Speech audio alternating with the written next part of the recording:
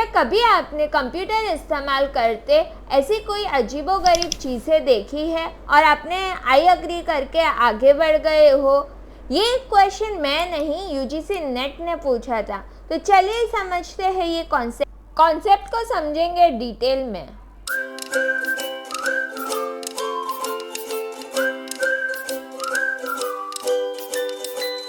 आइए देखते हैं next question. Dash are text files with a small pieces of data and are used to identify specific users and improve the web browsing experiences। अब यहाँ पर वही question है जो मैंने आपको स्टार्टिंग में बताया है, तो उसे क्या कहते हैं। तो यहाँ पर फर्स्ट ऑप्शन दिया गया है कुकी, सेकंड दिया गया है बुकमार्क्स, थर्ड दिया गया है ब्लॉग्स, फोर्थ दिया गया है विकीज़।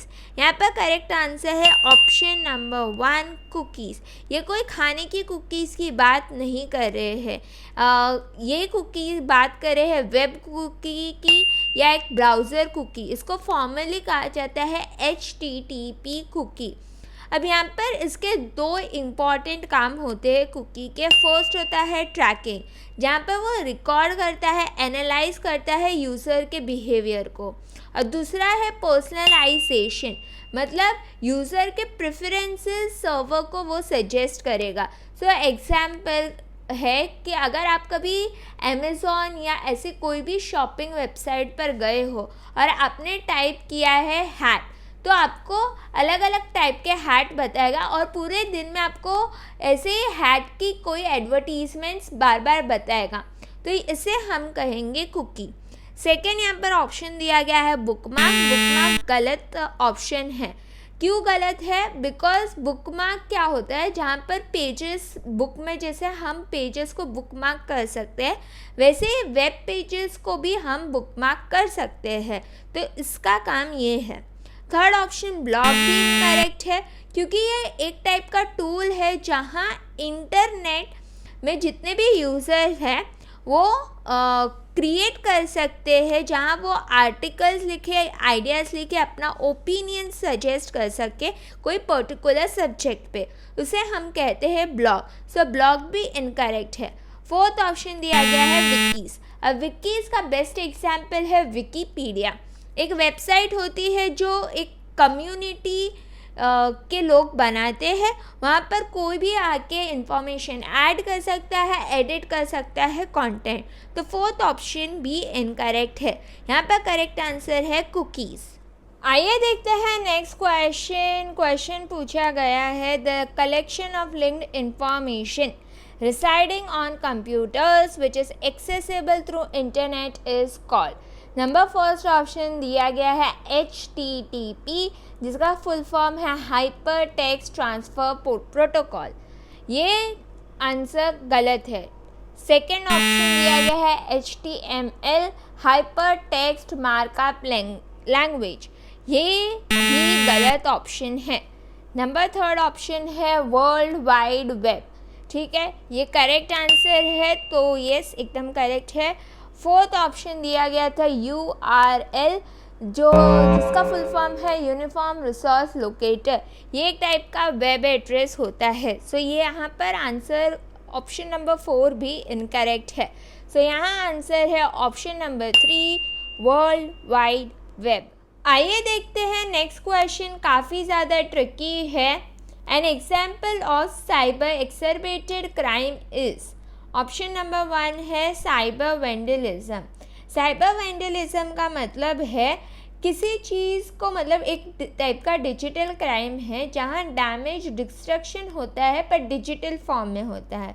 सेकंड है साइबर पायरेसी। इसका मतलब है इल्लीगली कॉपी करना, मतलब कोई म्यूज़िक है तो वो कॉपीराइटेड म्यूज़िक है पर मैं विदाउट परमिशन मैं उसको बेच रही हूँ, तो वो होगा साइबर पायरेसी, जहाँ विदाउट परमिशन म्यूज़िक या कोई सॉफ्टवेयर है उसका डिस्ट्रीब्यूशन चल रहा है, तो उसे कहते हैं cyber piracy. Number third cyber stalking. Cyber stalking का मतलब होता है कि किसी इंडिविजुअल या ग्रुप या ऑर्गेनाइजेशन को हरास करना, स्टॉक करना। ठीक है। नंबर 4 ऑप्शन है साइबर ट्रेसपास। अब यहाँ पर क्या है, साइबर ट्रेसपास का मतलब है कि एक टाइप का एक्शन है जहाँ पर प्राइवेट कंप्यूटर सिस्टम को कनेक्ट कर दिया जाता है विदाउट परमिशन, तो उसे हम कहते हैं साइबर ट्रेसपास। सो यहाँ पर जो करेक्ट आंसर है वो है ऑप्शन नंबर 3 साइबर स्टॉकिंग, ठीक है, क्योंकि ये एक इंसान को डराता है, धमकाते हैं, यहाँ पर टेरिफाई करते हैं, इंटिमिडेट कर देते हैं सामने वाला इंसान। सो यहाँ पर करेक्ट आंसर है साइबर स्टॉकिंग। नेक्स्ट क्वेश्चन है which of the following hardware components will lose data when the power to a computer is switched off। अब ये कॉन्सेप्ट को समझने के लिए, ये क्वेश्चन को आंसर करने के लिए आपको पता होना चाहिए अबाउट कंप्यूटर मेमोरीज। अब कंप्यूटर मेमोरी सेग्रीगेटेड है 2 टाइप्स में, फर्स्ट है वॉलेटाइल मेमोरी और सेकेंड है नॉन वॉलेटाइल मेमोरी। अब वॉलेटाइल मेमोरी क्या होता है, वॉलेटाइल मेमोरी एक टाइप का डेटा होता है जहाँ कंप्यूटर प्रोग्राम डेटा स्टोर हो सकता है, पर अगर कंप्यूटर स्विच ऑफ हो गया तो वो इरेज कर देगा उस चीज़ को, उस डेटा को, उसे हम कहते हैं वॉलेटाइल मेमोरी। इसके एग्जाम्पल है कैश मेमोरी और रैम। इसके बाद है non volatile memory. Non volatile memory क्या होता है, यहाँ पर ये वॉलेटाइल मेमोरी है जो कि स्टैटिक है। स्टैटिक मतलब अगर कंप्यूटर स्विच ऑफ भी हो जाए तभी उसके अंदर मौजूद डेटा को कुछ नहीं होगा, तो उसे हम कहेंगे नॉन वॉलेटाइल मेमोरी। इसके एग्जाम्पल्स है हार्ड डिस्क ड्राइव्स, सेकेंड है सॉलिड स्टेट ड्राइव्स और थर्ड है रोम। रोम का फुल फॉर्म है रीड ओनली मेमोरी। सो ये चीज़ अगर आपको पता है तो आप इजीली आंसर कर सकते हो ये ट्रिकी क्वेश्चन को। सो आइए देखते हैं ऑप्शन। फर्स्ट ऑप्शन है प्रोसेसर रजिस्टर, डेफिनेटली ये वॉलेटाइल मेमोरी है। सेकंड कैश मेमोरी, ये भी करेक्ट है। थर्ड SSD, अब ये नॉन वॉलेटाइल मेमोरी है, ठीक है, मतलब कंप्यूटर अगर स्विच ऑफ भी हो जाए तभी इसका डेटा मौजूद रहेगा, तो ये गलत है, ऑप्शन सी गलत है। फिर रैम भी वॉलेटाइल मेमोरी है, मतलब कंप्यूटर स्विच ऑफ हो गया तो उसके अंदर का जो कंप्यूटर डेटा है वो इरेज हो जाएगा, सो ये भी करेक्ट है। और रोम, ये नॉन वॉलेटाइल मेमोरी है, मतलब स्विच ऑफ होने के बाद भी इसके अंदर की कोई चीज़ गायब नहीं होगी। सो यहाँ पर दिया गया था choose the correct pair from the options given below. So यहाँ पर मैं ऑलरेडी बता चुकी हूँ, ऑप्शन नंबर 4 करेक्ट है। A processor registers, B cache memory और डी रैंडम एक्सेस मेमोरी यहाँ पर करेक्ट आंसर है। A, B and D only. Next question है which of the following statements are correct regarding radio frequency identification RFID technology. अब ये RFID technology को मैं पहले समझा लेती हूँ। अगर आप स्कूल कॉलेजेस में जाते थे और उसका इंफ्रास्ट्रक्चर वेल डेवलप्ड था तो इन दैट केस आपको पता होगा RFID टेक्नोलॉजी क्या होती है। अब मेरे कॉलेज में क्या होता था, ID कार्ड होता था, अगर हम स्कैन करते थे वो ID कार्ड तो गेट ऑटोमेटिकली ओपन हो जाता था। तो यही चीज़ है RFID टेक्नोलॉजी।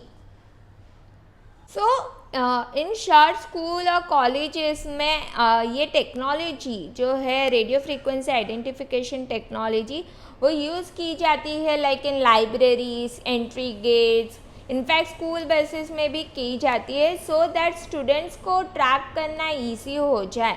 सो ये यूज़ होता है RFID टेक्नोलॉजी का। चलिए देखते हैं पूरा ऑप्शन। फर्स्ट ऑप्शन दिया गया है RFID refers to wireless system comprising of 2 components, tags and readers, एकदम करेक्ट स्टेटमेंट है। Second, the reader is a device that has one or more antennas that emit radio waves and receive signals back from RFID tag. ये statement भी 100% correct है. Third, passive RFID tags are powered by the reader and do not have battery. ये statement भी 100% correct है. ठीक है, RFID में passive RFID है जहाँ पर बैटरी नहीं होती और एक एक्टिव RFID टैग्स होते हैं जो कि पावर्ड बाय बैटरीज होती है, पर पैसिव में बैटरी नहीं होती. तो यहाँ पर स्टेटमेंट सी भी करेक्ट है. सो अब देखते हैं choose the correct answer from the options given below. A, B and C, B and C only, A and C only, A and B only. यहाँ पर करेक्ट आंसर है option number 1 A, B and C. चलिए इसी के साथ करते हैं session को एंड, जहाँ 5 क्वेश्चन हमने डिस्कस किया फ्रॉम ICT. उम्मीद करती हूँ कि आपको सेशन पसंद आया होगा. अगर आपको सेशन पसंद आया है तो प्लीज़ लाइक, शेयर और सब्सक्राइब कर दीजिए.